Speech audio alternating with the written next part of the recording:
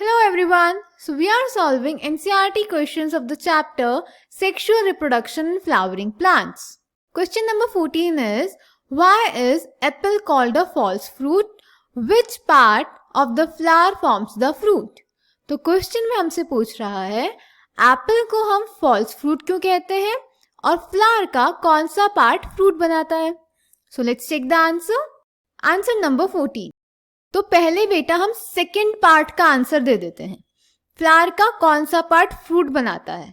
तो बेटा फ्लावर का ओवरी हमारा फर्टिलाइजेशन के बाद फ्रूट बनाता है. So the answer to the second part is ovary of the flower forms fruit after fertilization. Clear? जब हमारा ओवरी फर्टिलाइजेशन के बाद फ्रूट बनाता है तो ऐसे फ्रूट्स को हम बोलते हैं ट्रू फ्रूट्स. क्लियर?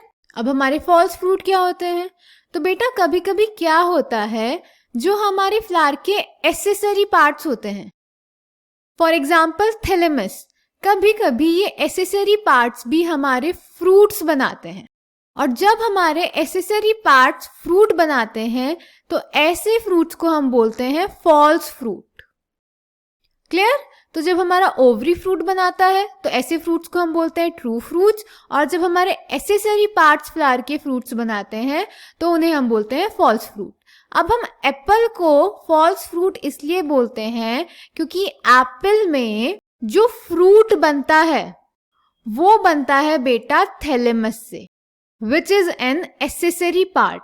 तो जो एप्पल है, एप्पल में जो फ्रूट बनता है वो बनता है थैलेमस से, जो कि एक एसेसरी पार्ट है, इसीलिए हम एप्पल को बोलते हैं false fruit. Clear? So this was the question number 14. I hope it is clear to you. Thank you.